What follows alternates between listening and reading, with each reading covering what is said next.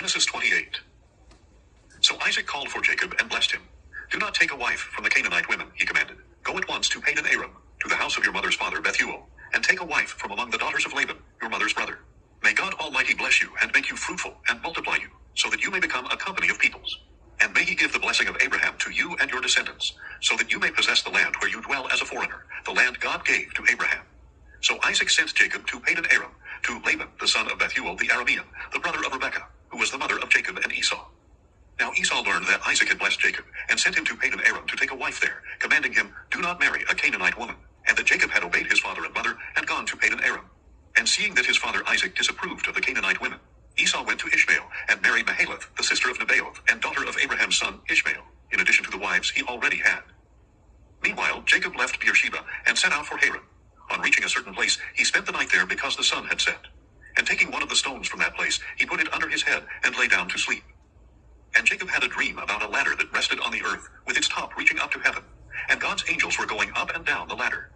And there at the top, the Lord was standing, and saying, I am the Lord, the God of your father Abraham, and the God of Isaac. I will give you and your descendants the land on which you now lie. Your descendants will be like the dust of the earth, and you will spread out to the west and east and north and south. All the families of the earth will be blessed through you and your offspring.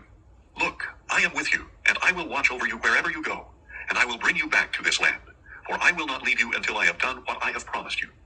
When Jacob woke up, he thought, surely the Lord is in this place, and I was unaware of it. And he was afraid, and said, how awesome is this place? This is none other than the house of God. This is the gate of heaven.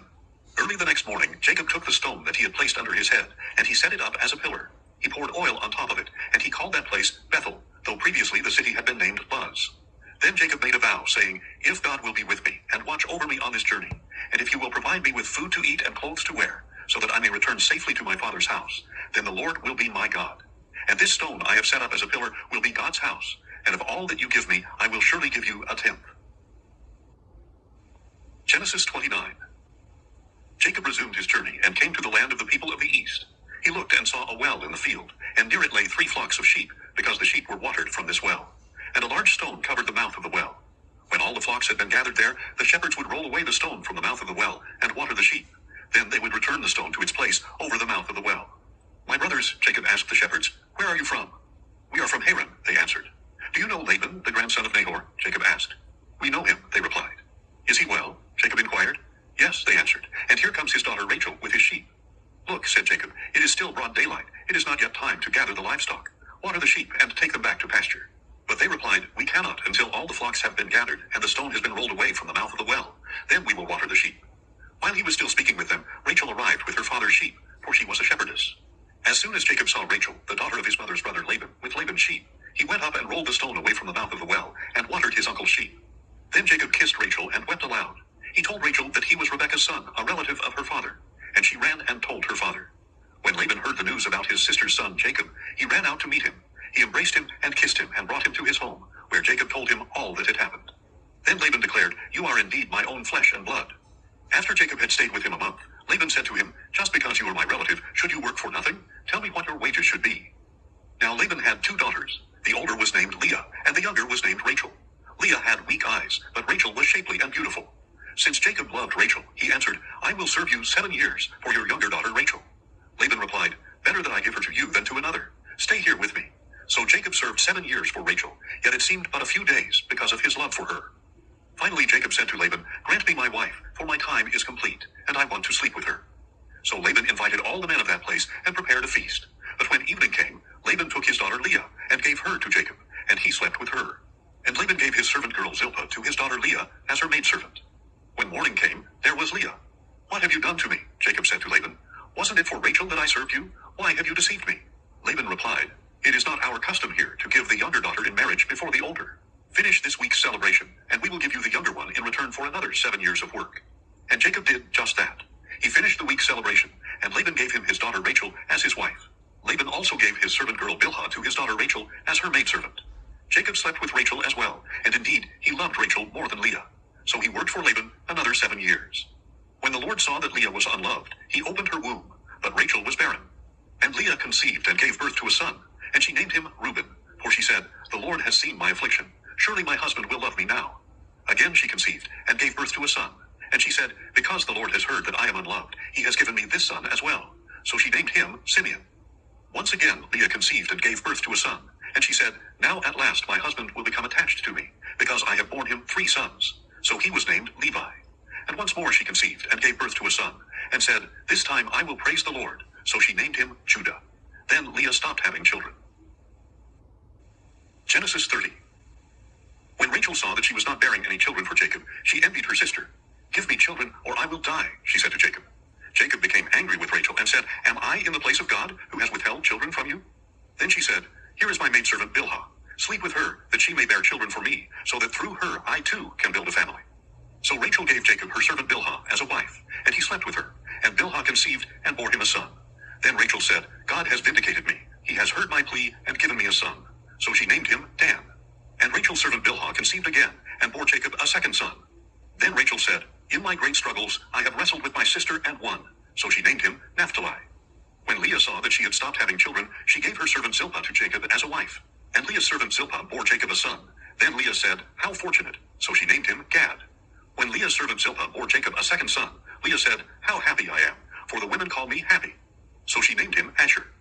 Now during the wheat harvest, Reuben went out and found some mandrakes in the field. When he brought them to his mother, Rachel begged Leah, please give me some of your son's mandrakes. But Leah replied, is it not enough that you have taken away my husband? Now you want to take my son's mandrakes as well? Very well, said Rachel. He may sleep with you tonight in exchange for your son's mandrakes. When Jacob came in from the field that evening, Leah went out to meet him and said, you must come with me, for I have hired you with my son's mandrakes. So he slept with her that night.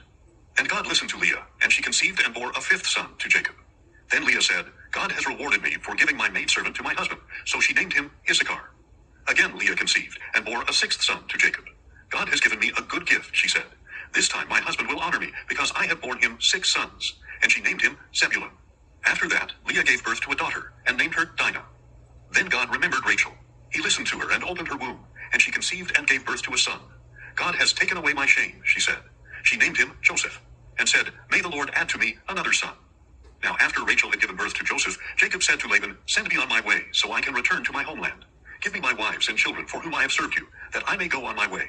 You know how hard I have worked for you. But Laban replied, if I have found favor in your eyes, please stay. I have learned by divination that the Lord has blessed me because of you. And he added, name your wages, and I will pay them. Then Jacob answered, you know how I have served you, and how your livestock have thrived under my care. Indeed, you had very little before my arrival, but now your wealth has increased many times over. The Lord has blessed you wherever I set foot. But now, when may I also provide for my own household? What can I give you? Laban asked. You do not need to give me anything, Jacob replied. If you do this one thing for me, I will keep on shepherding and keeping your flocks. Let me go through all your flocks today, and remove from them every speckled or spotted sheep, every dark-colored lamb, and every spotted or speckled goat. These will be my wages. So my honesty will testify for me when you come to check on my wages in the future. If I have any goats that are not speckled or spotted, or any lambs that are not dark-colored, they will be considered stolen.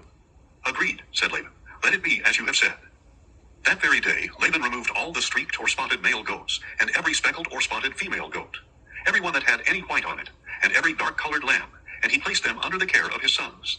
Then he put a 3-day journey between himself and Jacob, while Jacob was shepherding the rest of Laban's flocks. Jacob, however, took fresh branches of poplar, almond, and plane trees, and peeled the bark, exposing the white inner wood of the branches. Then he set the peeled branches in the watering troughs in front of the flocks coming in to drink. So when the flocks were in heat and came to drink, they mated in front of the branches, and they bore young that were streaked or speckled or spotted. Jacob set apart the young, but made the rest face the streaked, dark-colored sheep in Laban's flocks. Then he set his own stock apart, and did not put them with Laban's animals.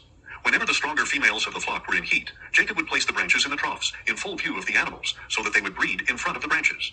But if the animals were weak, he did not set out the branches. So the weaker animals went to Laban, and the stronger ones to Jacob. Thus Jacob became exceedingly prosperous. He owned large flocks, maidservants and menservants, and camels and donkeys.